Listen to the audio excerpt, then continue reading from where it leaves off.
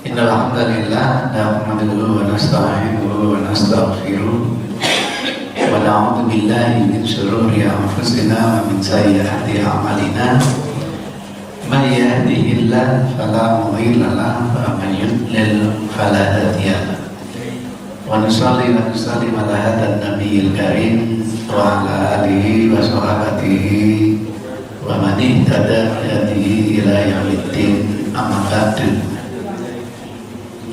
Di bulan Muharram ini para WA menganjurkan amalan puasa Tasu'a dan puasa Asyura. Dinamakan puasa Tasu'a dari kata tasik, artinya hari yang ke-9. Dinamakan Asyura dari kata asyir, artinya hari yang ke-10. Maklum, sewaktu kita hidup bersama Rasul dulu belum punya kalender. Sekiranya sudah ada kalender, maka redaksi hadisnya pasti berubah. Nanti berubah menjadi Rasul puasa tanggal 9, itu namanya Tasu'a, dan Rasul berpuasa tanggal 10, itu namanya Asyura. Kita baru dapat kalender itu pada zaman Umar bin Khattab. Maka kalau ada hadis tentang kalender zaman Rasul, itu bohong. Sebab kalender belum ada pada zaman Rasulullah. Sejarah pertama kali puasa Asyura itu panjang lebar diceritakan oleh Ibnu Abbas. Dan jangan kaget, nanti informasi puasa Tasu'a itu pun dari Ibnu Abbas. Ibnu Abbas radhiyallahu anhuma, baik untuk anak dan bapaknya Abbas pamannya Rasul, qala berkata, orang besar saya besarkan.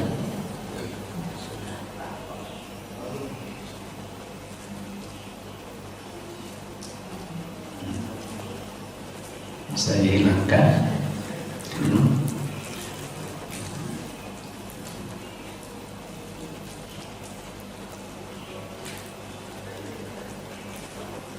Qadima, sampailah Rasulullah sallallahu alaihi wasallam al-Madinah, di kota Madinah.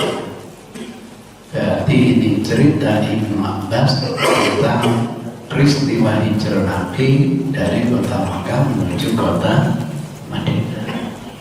Tentu pada tahun pertama hijrah.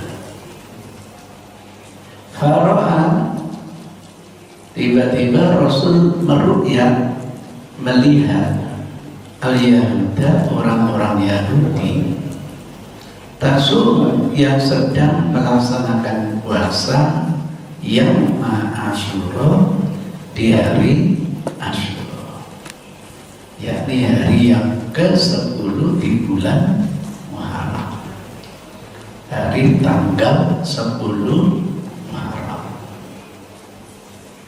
Faqala, lalu bertanya lalu kepada mereka, siapa? Rasulullah sallallahu alaihi wasallam. Saya sedang mencari softwarenya, kayak karaoke itu. Pada setiap redaksi yang saya baca, mungkin warna merah atau warna biru atau ada tutingnya begitu. Belum nemukan. Kalau Inggris sudah ada, tapi yang Arabic belum nemukan yang kompatibel. Jadi nanti di YouTube itu nanti ibu bapak bisa stressingnya yang saya baca warna merah. kayak lagu-lagu karaoke. Mohon doanya, mudah-mudahan Bapak Ibu Saudara yang menemukan softwarenya bisa membantu. Mahadha, hari apa al-yaum alladzi tasumunahu, yang kalian memuasainya? Pertanyaan Rasulullah. Faqalu, maka mereka menjawab, orang-orang Yahudi yang sedang puasa Asyura itu menjawab, hadza yaumun azim, ini adalah hari yang sangat agung, hari yang keramat, hari yang dianggap sangat mulia. Kenapa? Anja menyelamatkan Allah Subhanahu wa ta'ala fihi, di hari Asyura ini, tanggal 10 ini, Musa wa qaumahu, Nabi Musa dan kaumnya Bani Israel yang masih taat menjalani tuntunan Rasul. Karena nanti ada yang kafir, ada yang mukmin. Nah, mereka yang taat itu dikenal dengan kaum Hawariyun. Kalau umatnya Nabi Muhammad dikenal dengan generasi sahabat, terdiri Muhajirin, Ansor, dan berbagai kabilah yang memeluk Islam di zaman Rasul masih hidup. Ada juga yang sudah memeluk Islam di zaman Rasul, tapi tidak pernah ketemu Rasul. Tempatnya jauh, misalnya di Hadramaut, misalnya di Afrika, Ethiopia atau Habasya, sudah Islam zaman Rasul masih hidup, tapi tidak pernah ketemu. Tidak layak dimasukkan sahabat. Mereka diistilahkan kaum Hadramaut. Itu ceritanya. Itu selevel generasi sahabat, tapi tidak pernah ketemu Rasul. Wa gharraqa, dan hari ini Allah menenggelamkan Fir'aun wa qaumahu, dan kroni-kroninya. Di dalam cerita film Dance Kamandunya sering ditayangkan itu, bagaimana Musa bersama kelompok Hawariyun dikejar Fir'aun sampai ke pantai dengan mukjizat tongkatnya, lautan terbelah menjadi dua. Teknologinya canggih sekali, kanan air, kiri air. Apa yang gitu dulu? Wallahu a'lam. Ini imajinasi. Bayangan saya terbelah itu data gini bayangan saya. Tapi di film itu, Masya Allah, merintih sampai lewat. Tapi karena ada keyakinan bersama Rasul, kita insya Allah dijaga oleh Allah. Setelah selamat melihat Fir'aun mengejar, baru kali ini mengejar seorang nabi, melibatkan rajanya, bahkan mempertuhan dirinya sendiri. Dan cukup menginstruksikan kepada, katakanlah, entah itu panglima perangnya, diturun sendiri Fir'aun ini untuk mengejar Musa. Dicambuk lagi, air laut kembali ke sedia kala. Habislah seluruh tentara termasuk Fir'aun, mati semuanya. Namanya raja, namanya Tuhan, pasti jasadnya dicari sampai ketemu. diabadikan dalam Al-Quran, jasadnya bisa ditemukan. Akhirnya diteknologikan mumi itu. Nah, jenengan kalau ke Mesir selalu ditawari destinasi wisata melihat Fir'aun. Nanti sampai tahu ternyata wajahnya jelek sekali, masih nggak percaya, kata istri saya. Itu menjadi peringatan bersama orang yang sombong begitu.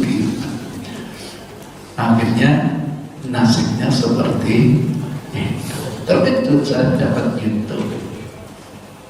Kok Bapak Kades ini wajahnya hitam gitu ya? Saya kira Bapak kaget saya. Sakit apa ini? Kok wajahnya hitam ya? Atau motretnya yang gak beres gitu.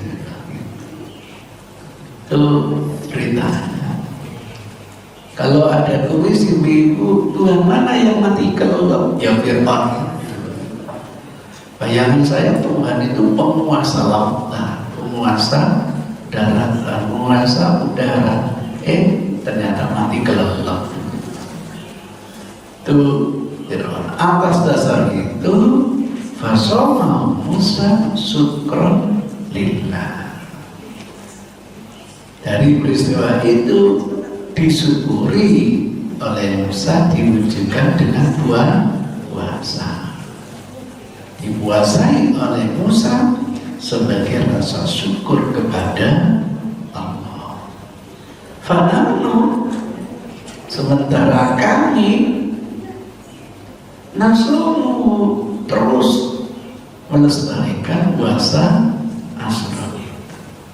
Itulah entah namanya ideologi, entah namanya doktrin, entah namanya filosofis, tidak ada hilangnya.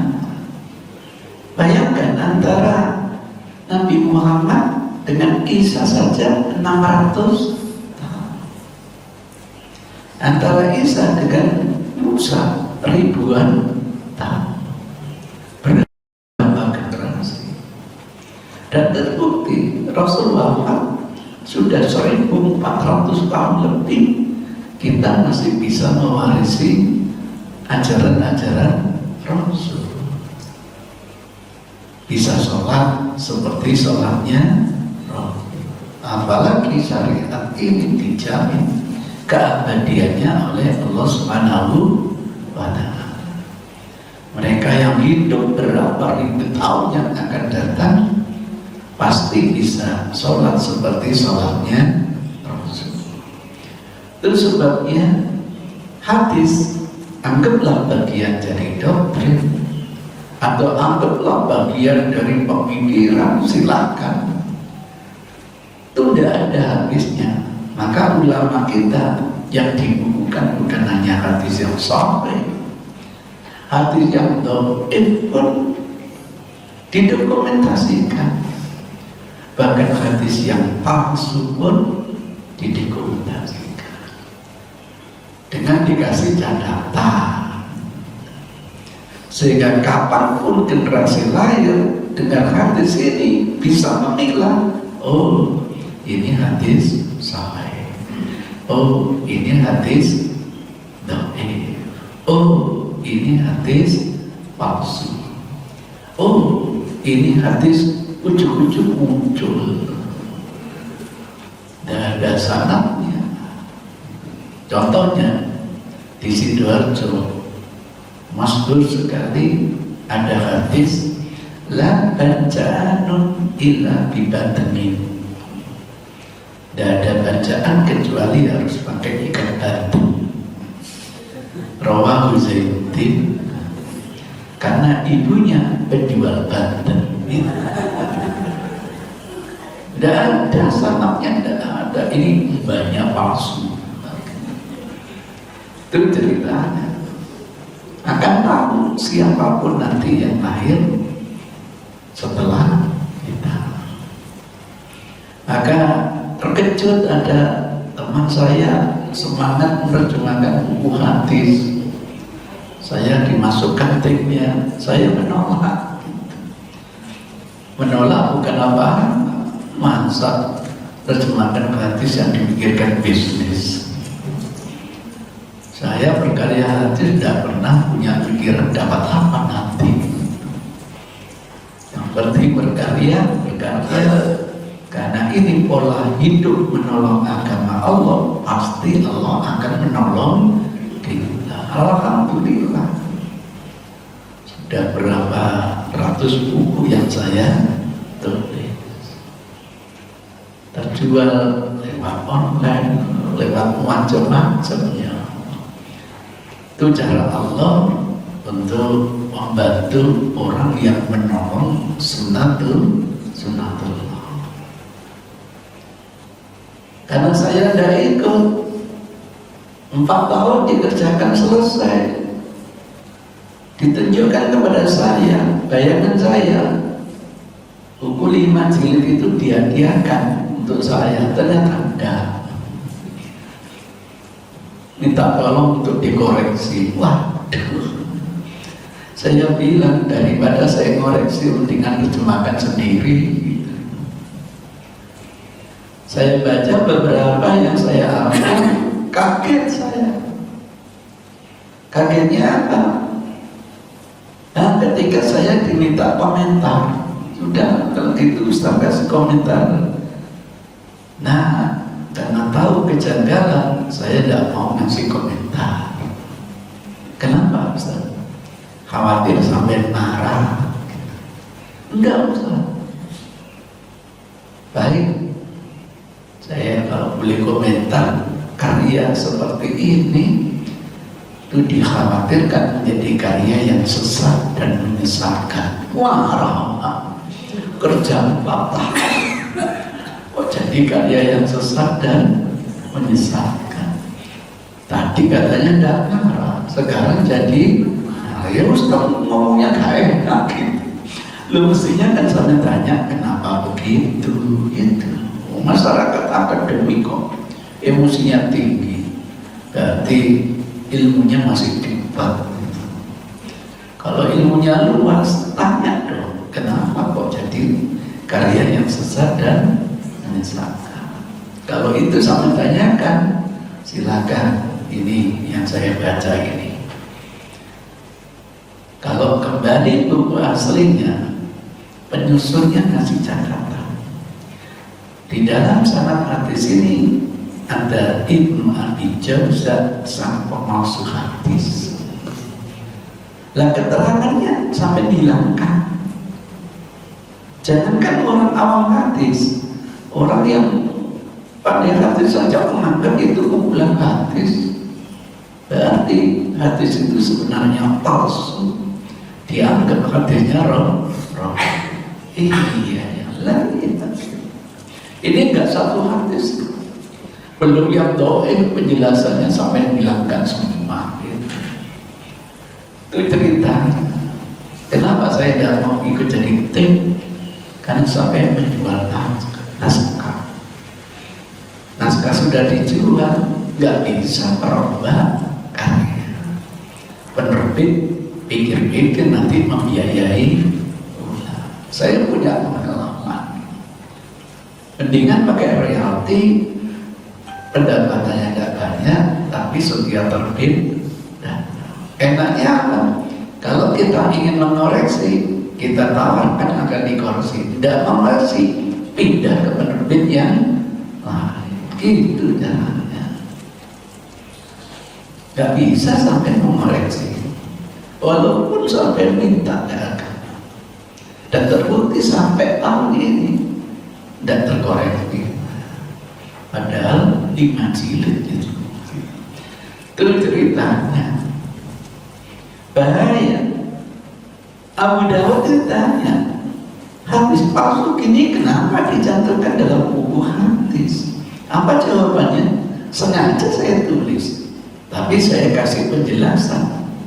Kalau hadis ini hadis palsu, lah kok penjelasannya dihapus? Itu masalahnya. Harus sadar gitu. sampai sekarang nggak bisa koreksi. Nah, karena simbol komunisme sudah hilang, orangnya, pemikirannya tidak pernah hilang. Nanti akan lahir generasi mungkin melanjutkan ide apa komunis. Maka perlu ditulis komunis itu ideologinya gini, perlu dikasih catatan. Ini bertentangan dengan ini gitu, biar orang kapan berpaham ideologi itu bermasalah gitu. Faqala Rasulullah, maka Rasul bersabda, "Fanahnu, kalau gitu kami Muhammad bersama umatnya ini termasuk kita, aku lebih berhak, wa aula lebih utama bi Musa, mengikuti jejaknya Musa, menguasai puasa apa? Asyura, minggu dibanding kalian semua. Itu artinya apa? Sudah dilegalitas oleh Rasul, resmi jadi tuntunan Rasul gitu. Fasomau Rasulullah, hari itu pula dikuasai oleh Rasul. Wa amar, bahkan Rasul menginstruksikan bisyami kepada jajaran umat ini untuk ikut menguasainya. Alhamdulillah kemarin saya sudah menguasai, karena permasalahannya tanggal 10 itu hari ini atau kemarin itu yang menjadi masalah.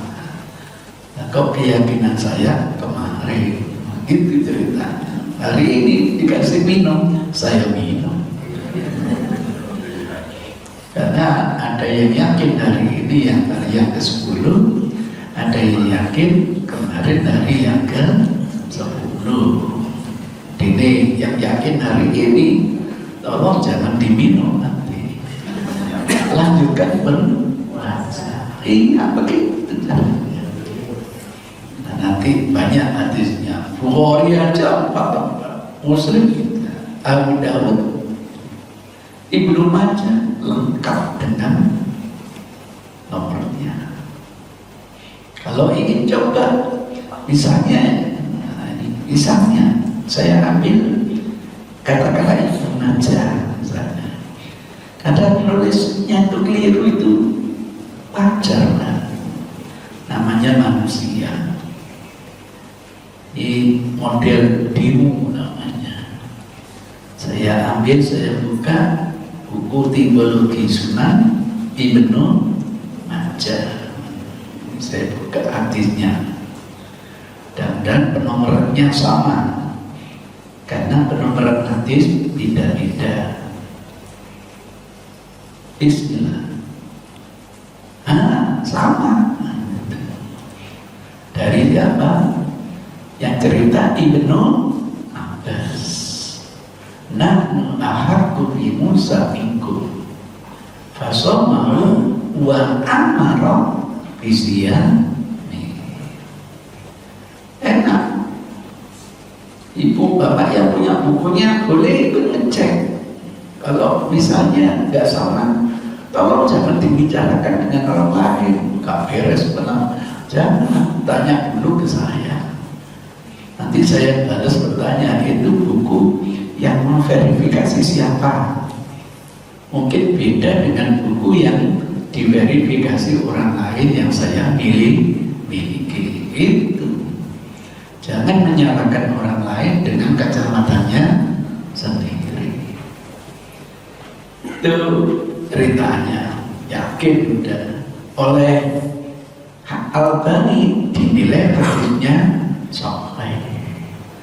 Kebetulan juga ada di dalam Sahih Bukhari, ada di dalam Sahih Muslim, berarti muttafaqun alaih. Lah hadis yang sudah sahih ini dihabisi oleh orang Yahudi. Buku mereka diterjemahkan ke dalam bahasa Indonesia. Pintar mereka.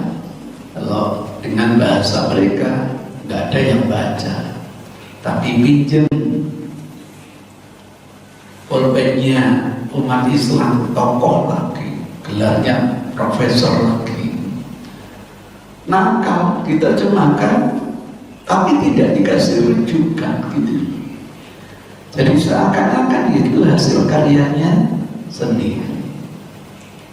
Ini namanya mencatut hak orang lain, duplikator.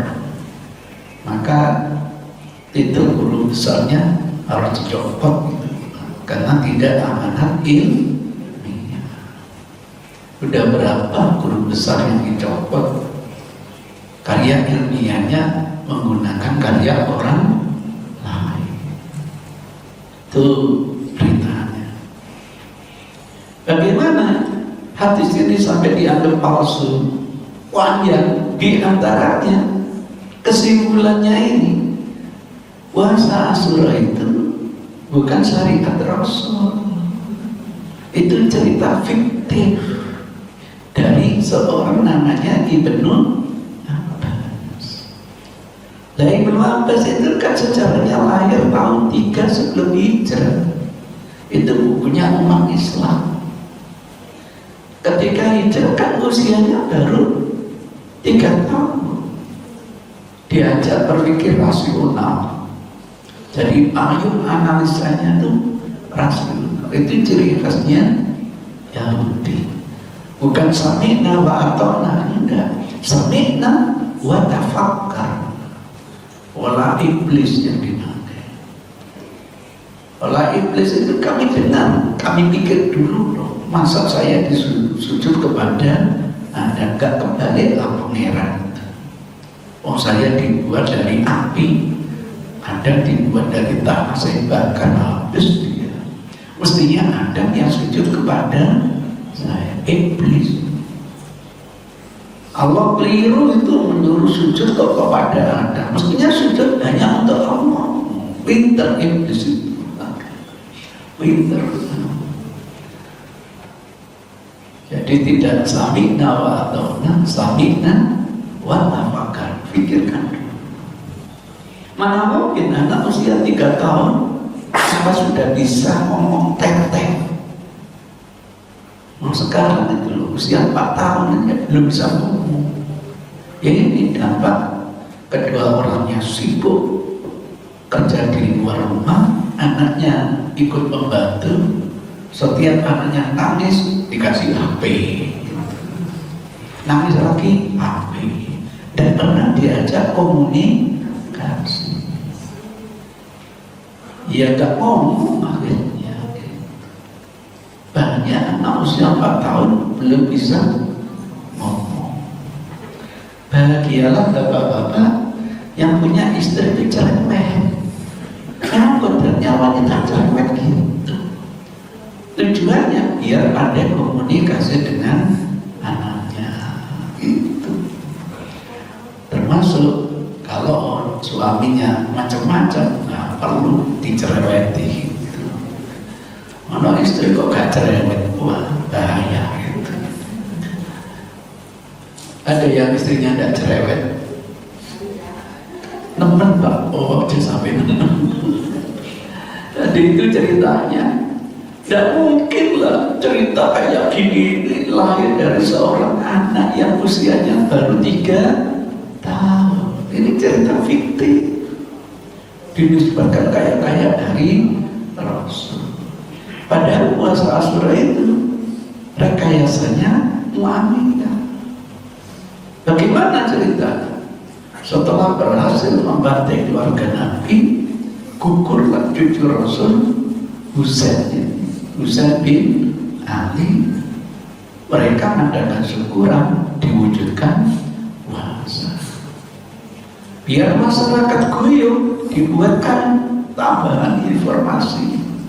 Hari ini Musa diselamatkan, hari ini Fir'aun ditenggelamkan, hari ini Ibrahim diselamatkan dari api Namrud, hari ini Yunus diselamatkan dari perut ikan. percaya. Kesimpulannya, siapa yang puasa Asyura podo ae ngapok-ngapok mengeluarkan api, nyukur-nyukurin keluarga. Nah, kok kebacut. Mestinya 10 Asyura itu ditandai seperti orang Iran itu, cambuk badannya. Sebagai apa? Perasaan duka kayak dukanya keluarga Rasul.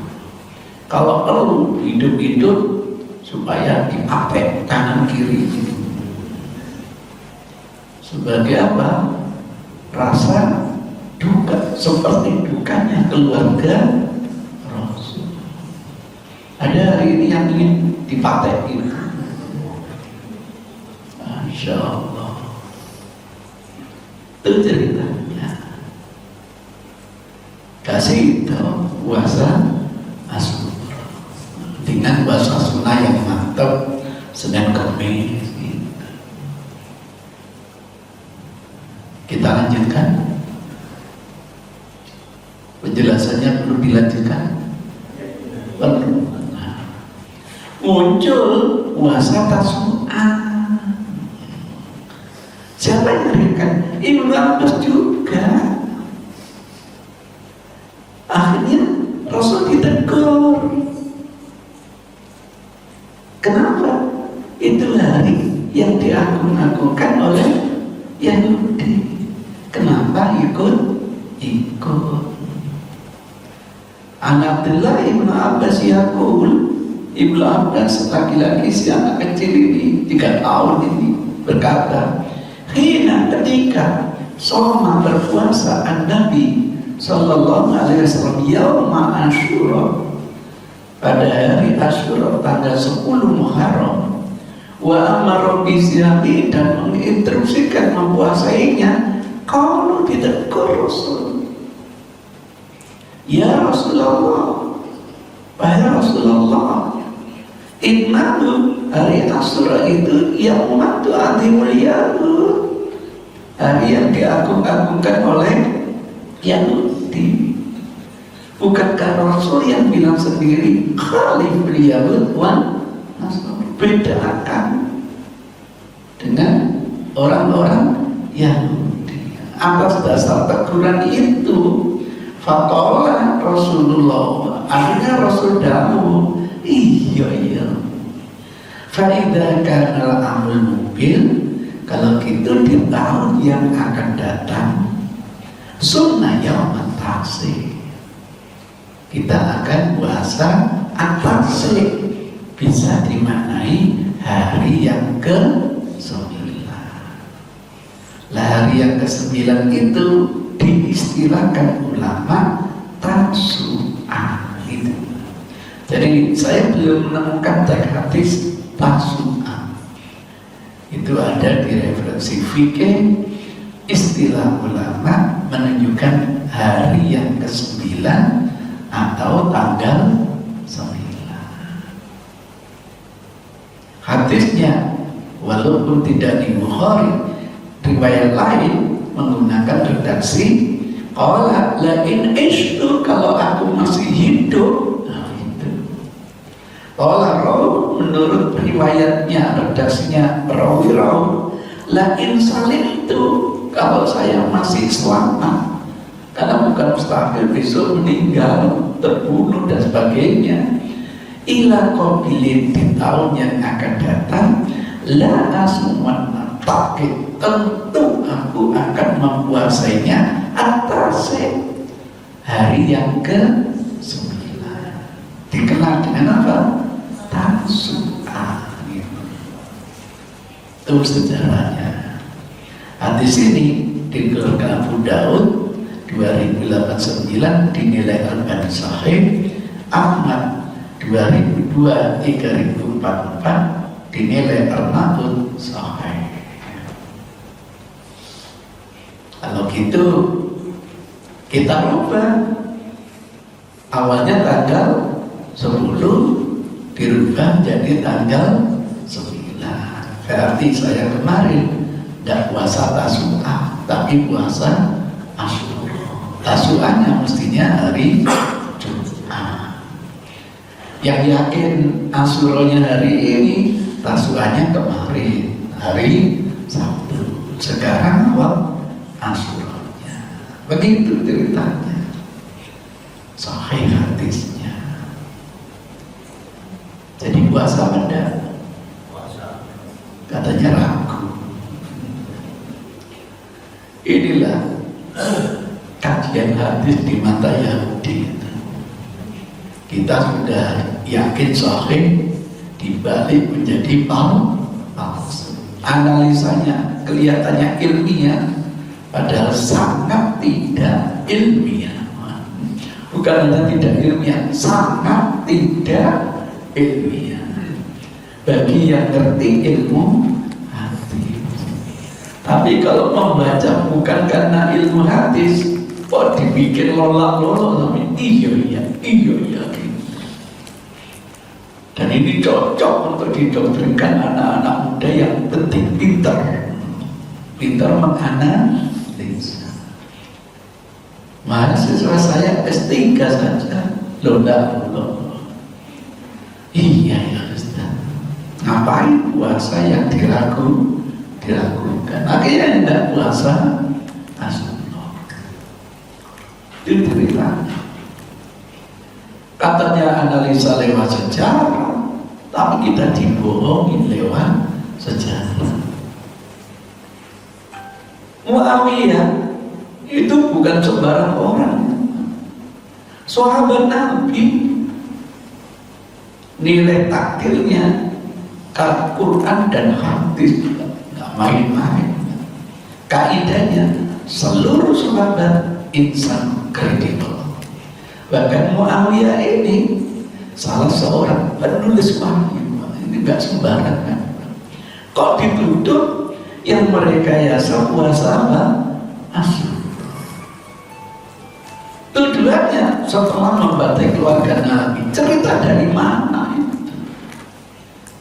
Muawiyah itu wafat tahun 60 Hijrah. Lah peristiwa Karbala itu tahun 61 Hijrah. Muawiyah sudah wafat, belum pernah terjadi perang apa? Karbala. Coba sahabat dituduh kayak begini, mereka tidak pernah kok merasa dosa. Orang sudah mati kok mereka itu ketemu di mana? Saya jadi teringat, jadi mahasiswa dulu di Madinah ditanya dosen sejarah dari Suriah, Indonesia hebat, musuhnya hebat, siapa yang memimpin? Saya bilang Wali Songo. Hanya 9 wali, Indonesia hebat. Terkejut di Saudi jutaan wali gak selesai. Dan 9 wali itu masih hidup, sudah wafat semua. Kaget mana? Wis mati sok ngatur gitu. Itu gara-gara kita salah paham menerjemahkan wali. Dianggap hanya wali saya dianggap bukan wali. Saya itu mudah-mudahan ya wali murid. Dan mudah-mudahan jadi wali Allah. Setiap muslim seharusnya jadi wali Allah. Karena definisi wali adalah orang kita yang beriman kemudian siap memperjuangkan Islam dengan segala kemampuan kita. Itu. Jadi ibu masih bertahan menggunakan jilbab, itu walinya Allah. Di saat orang tidak mau pakai jilbab, sampai masih mempertahankan syariat Allah, itu walinya Allah. Lawan wali Allah, wali setan. Saya praktekkan minum, kira-kira saya walinya Allah atau walinya setan? Bismillahirrahmanirrahim. Wali apa? Wali Allah. Kalau begini, wali setan. Iya, lawannya wali Allah, wali setan. Saya waktu dikasih makan bersama ditegur jamaah, Ustaz, wali setan. Kaget saya. Lah kok bisa? Nah, itu makan kerupuk tangan kiri. Kan makan rawon kerupuknya tangan kiri. Kriuk gak sadar. Walinya saya yang nggak salah jamaah saya. Itu cerita kaget. Loh dari mana saya? Lalu makan tangan kiri. Iya. Itu tanpa sadar. Tangan kanan pegang sendok, tangan kiri pegang kerupuk dan kering setan. Allah setan. Jadi itu ceritanya. Itulah yang akan melestarikan syariat Islam ila yaumil qiyamah. Tidak ada lagi nabi, tidak ada lagi rasul. Dengan cara seperti itu, Islam akan hidup ila yaumil qiyamah. Itu ceritanya. Kalau gitu wali Allah di Indonesia ada berapa?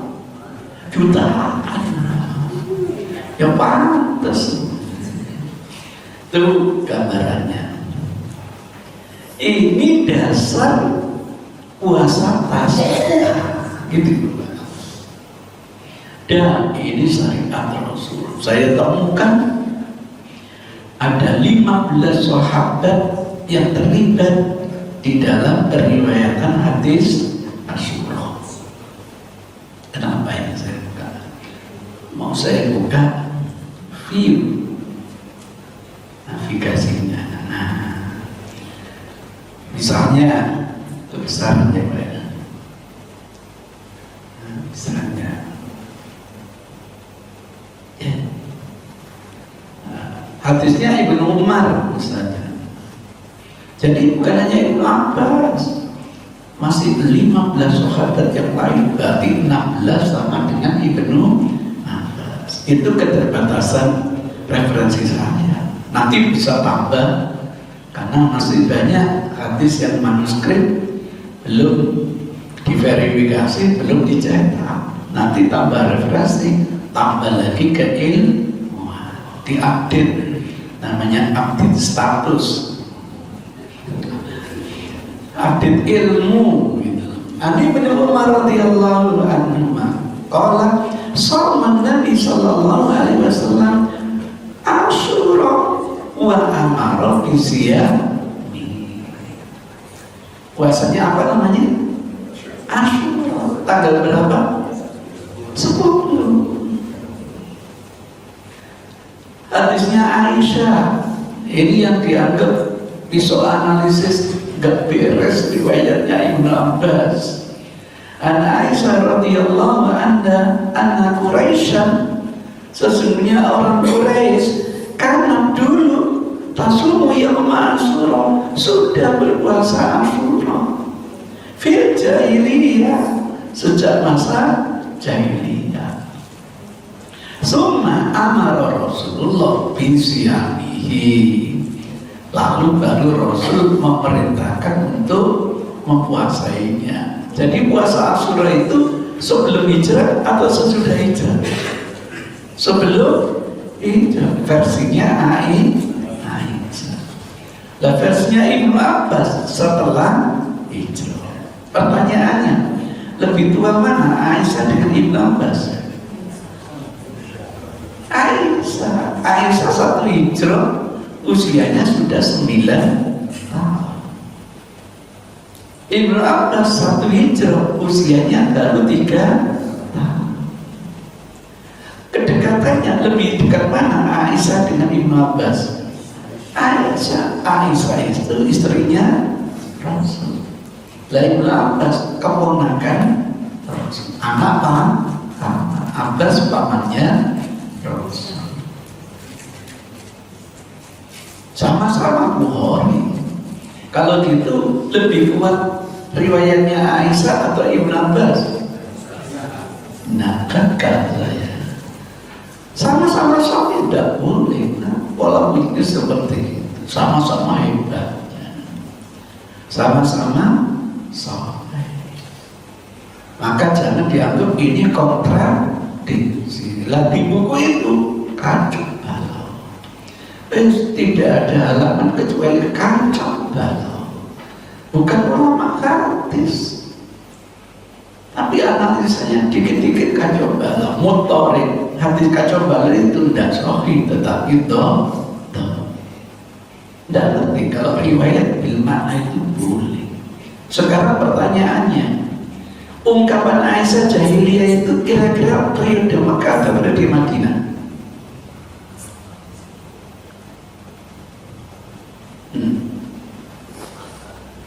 Gak mungkin dong Aisyah itu dikawin Rasul sampai hijrah. Berarti periode Madinah. Jadi Madinah itu awalnya sama Pak, jahiliyah. Tidak salah ceritanya. Dibangun oleh Rasul hanya 2 pelita. Berapa tahun Pak? 10 tahun. Berubah menjadi kota yang berperadaban, kota yang berkemajuan. Masyarakat Madani, kotanya dinamakan metropolitan. Madinah itu kota metropolitan. Tidak datang langsung jadi Madinah, tidak. Awal-awal tetap mereka masih jahiliyah. Kecuali kalau Aisyah bilang jahiliyah periode Makkah, baru kontradiksi. Itu cara memadukan. Setiap hadis yang sahih tidak mungkin terjadi kontradiksi. Itu bahaya, nanti khawatir yang memberi wahyu itu yang pelin-pelan. Bahaya. Kalau memang tidak bisa disatukan, ada solusi nanti tarjih. Masih tidak bisa kalau memungkinkan nasih dan mansukh ada.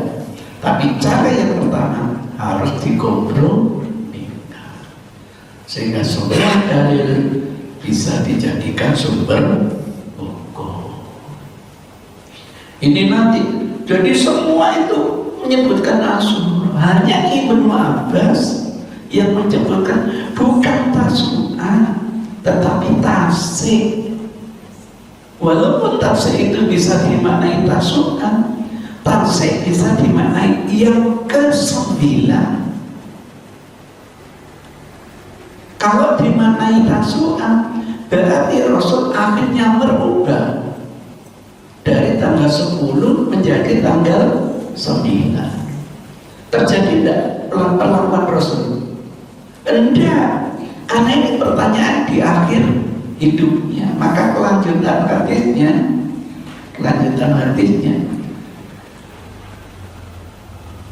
ini falam yati al-muqi tahun depan dan datang, belum datang hatta tufiya, keburu Rasul wafat.